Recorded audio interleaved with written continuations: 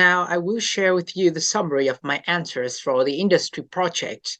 For the first question on how central banks create money and the impacts of quantitative easing. So, contrary to the normal beliefs, central banks do not actually print physical cash to create more money, but they create money electronically to inject into the economy. They primarily do that by involving in the open market operations. Central banks electronically debit the commercial bank's assets and credits the purchased securities as liabilities in their balance sheet when they purchase financial assets to create more money supply in circulation. Now, coming to the QE, so central banks will create more electronic money by purchasing financial assets on a large scale.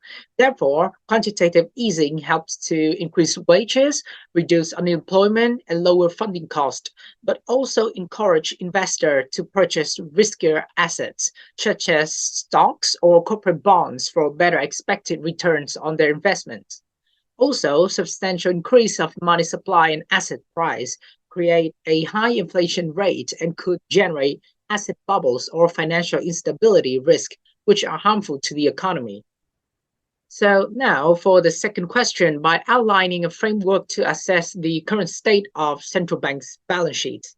The cost of a large balance sheet includes increasing price volatility for all assets in the financial markets due to large-scale asset purchases. Therefore, that will expose the central bank's balance sheet to substantial losses and fluctuations in the asset value with a large balance sheet size.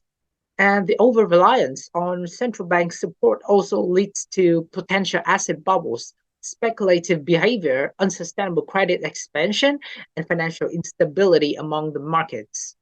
And by contrast, a large balance sheet can benefit the economy by providing facility for a lender of last resort, market maker of last resort, to ensure sufficient liquidity for the market during crisis. Central banks can also provide selective credits and government emergency funding to support fiscal stimulus programs and increase productivity for economic recovery. Trade-offs between low interest rate policy and low inflationary pressure must be carefully assessed based on economic conditions, and also considering optimal access strategy without disrupting the financial markets and economic growth after crises are crucial, but that is challenging for central banks.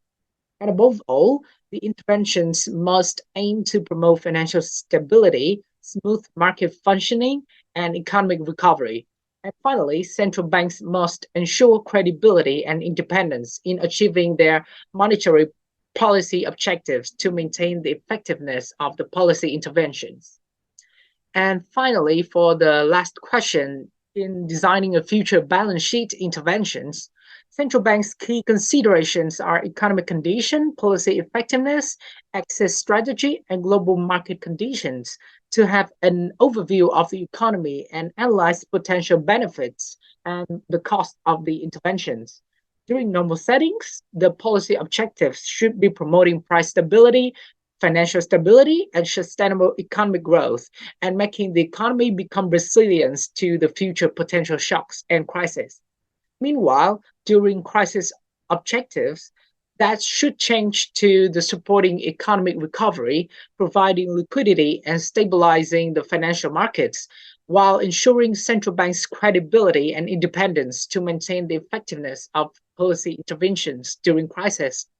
And finally, when central banks decide to enter quantitative easing, the objectives priority are firstly stabilizing financial markets, then stimulating the economic recovery. Next is managing inflation rates, and finally is mitigating any other potential risk arise when implementing QE. Thank you for listening.